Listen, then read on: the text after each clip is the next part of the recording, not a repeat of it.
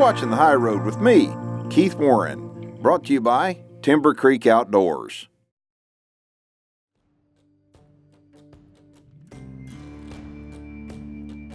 So Chance Gianelli, I'm a guide for Outlaw Outfitters. We do full spectrum guide service, hunt everything, ducks, deer, hogs, and tonight we're doing feral hogs with Keith. I've known Keith for about 3 years, and we're just outside of Bonham, Texas. It's pretty well known across the United States that Texas has a hog problem, feral hogs. In order to keep a population problem in check and at a current level, not letting it get any worse, you have to kill about 70% of the species every year of that hog in that area.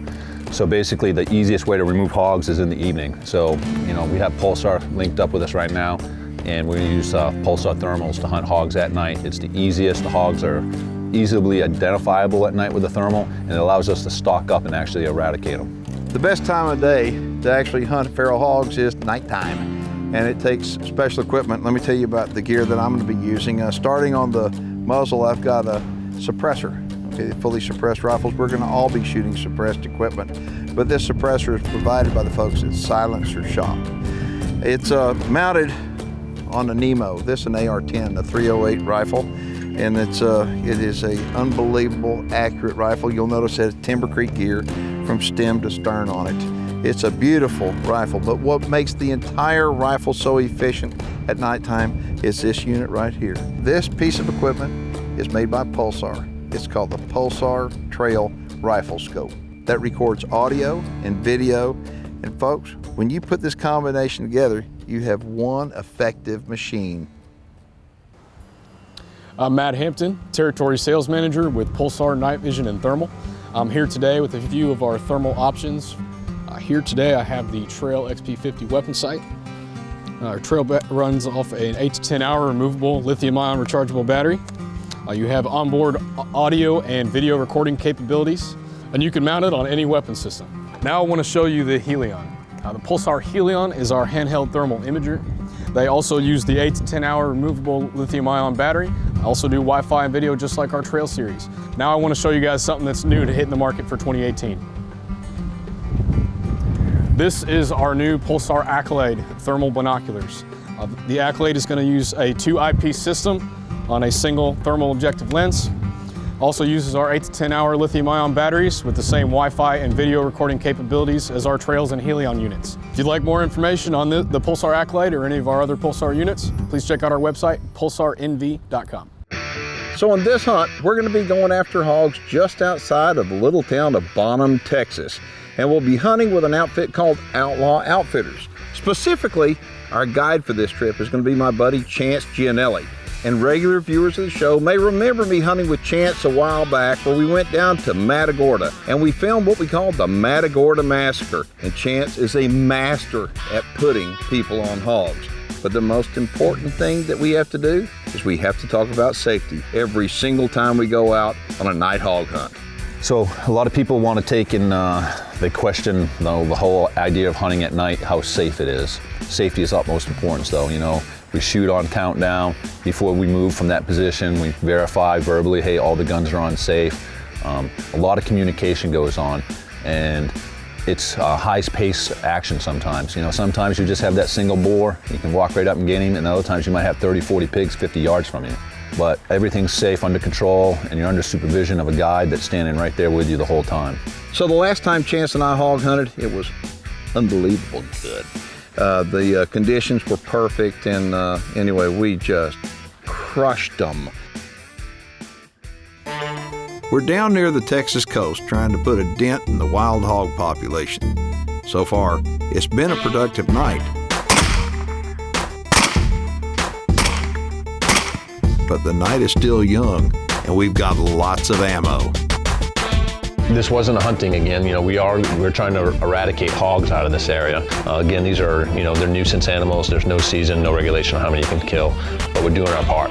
What ends up happening is the more engagements that happen throughout the night, especially with hunters that never hunted together, you start working better as a team. There's less actual talking, but it becomes more well-oiled. We ID'd one out on the road, probably 300 yards down the road. We get out, we're just very little talking, followed each other down till we got to where we needed to be, spread out, got online. It was like, okay, everybody ready? Yep. All right, Keith, count down 3, 2, 1, shoot.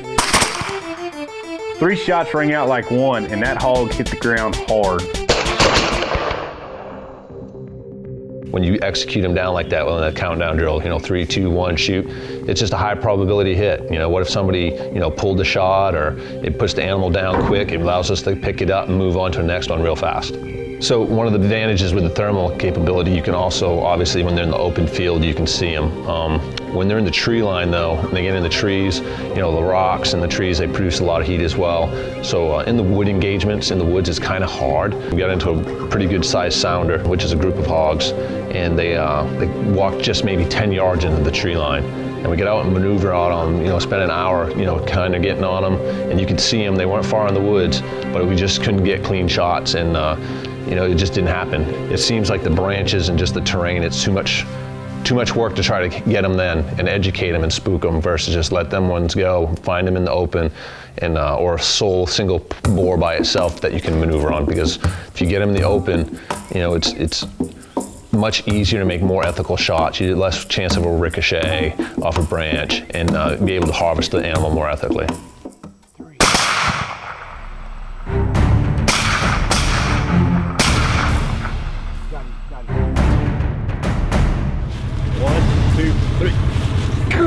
Gracious. That's big in there, Keith. That's a big one.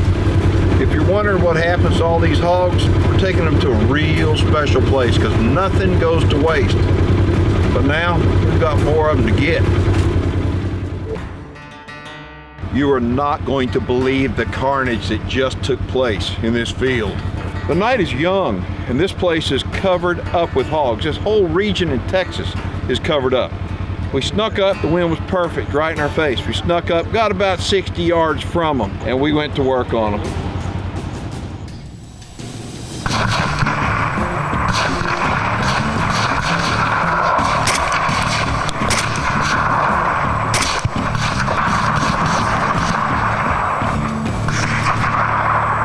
How can you not like this? Yeah.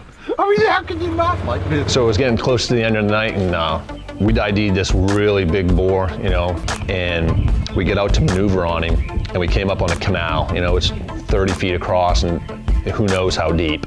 Keith had asked me, he's like, hey man, how far do you think it is? And I told him it was probably 350, 400 yards. And I was wanting to go around the creek and sneak up on that hog a little closer, and Keith said that he could hit it.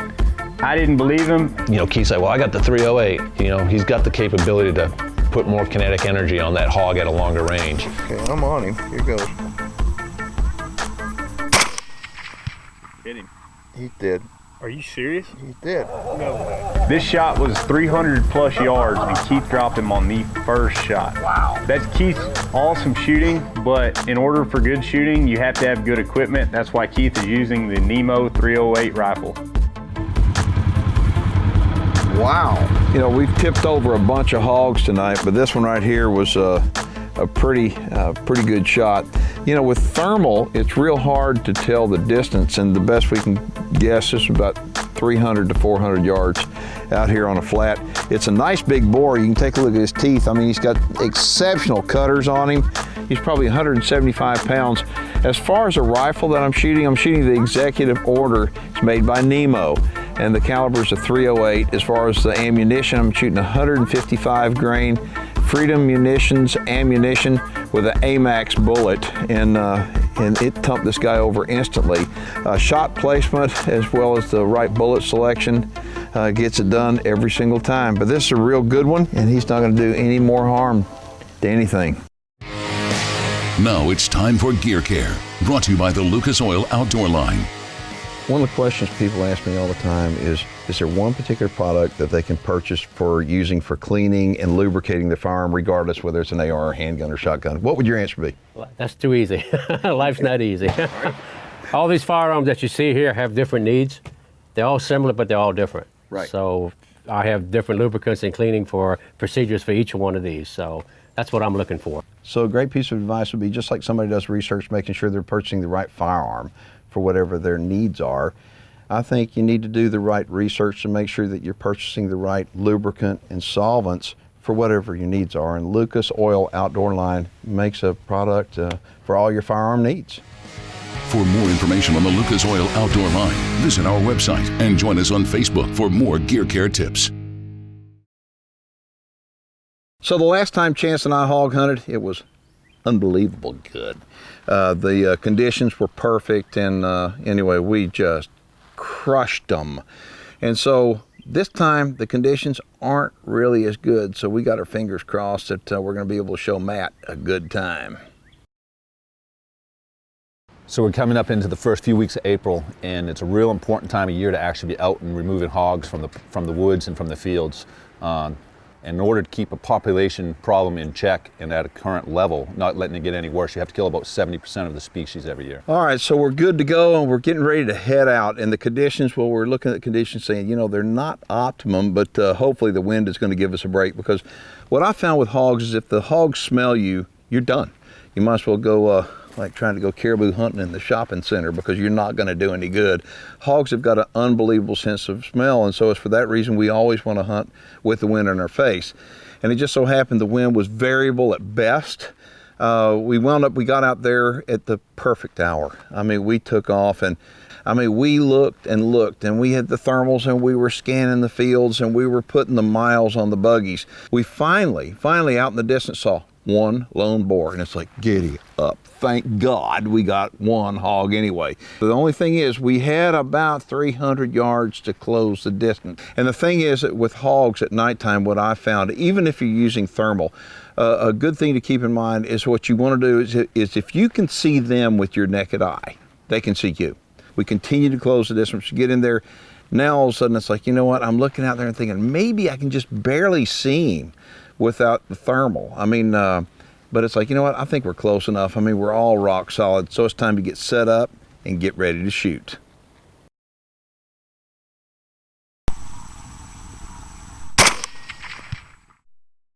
This is a real good example of how strategically you should do this.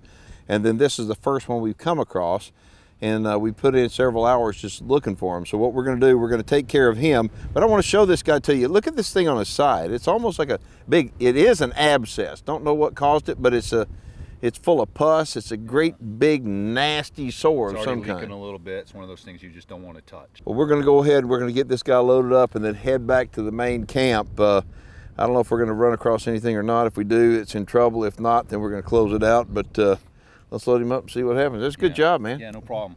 That's perfect. Good job, good shooting. All right, so the pig gods, well, they were with us. I mean, we shot at the exact same time, and whop, down on the ground. That hog didn't have any idea what hit it. So coming up after the break, we got something new for the high road.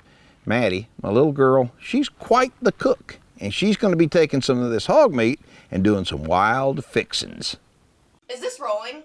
He is the loudest smacker on the face of the earth, okay? Stop! Oh, I can't handle this. Stop!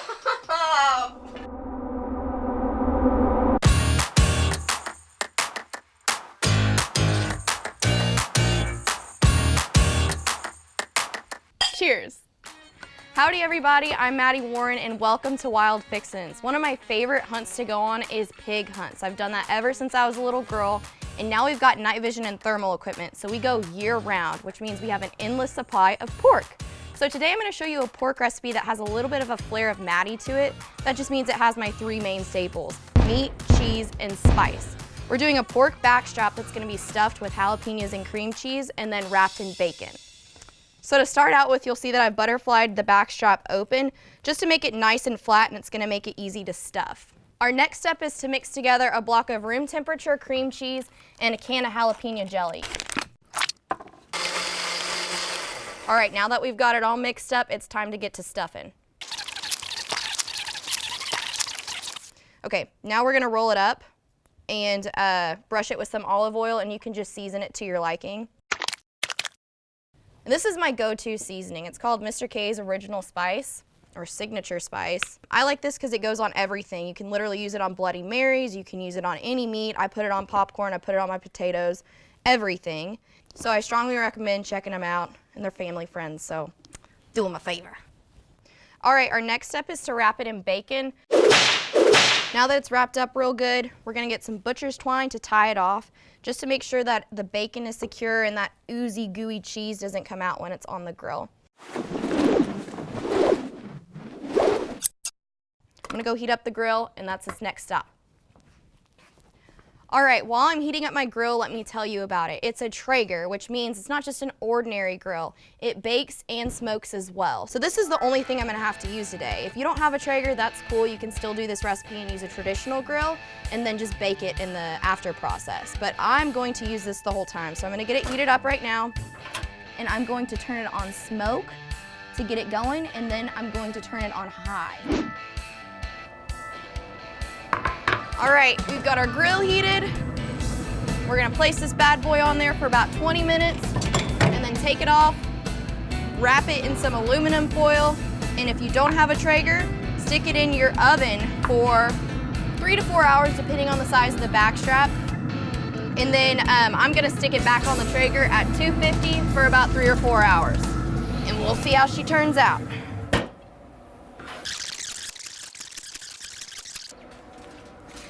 All right, now it's time to take this bad boy off the grill.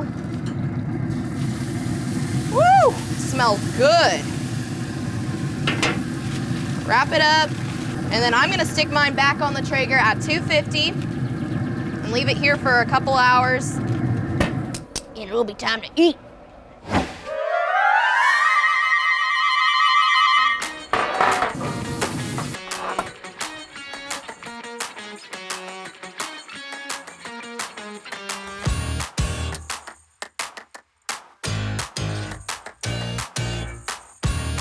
Oh, it is pretty good. This recipe puts to rest all the rumors that wild pork is too gamey and doesn't have enough flavor. I mean, the cheese and the jalapeno and the bacons make for a great recipe. The gravy, it's great on the potatoes. So cheers. Cheers to some wild fixins.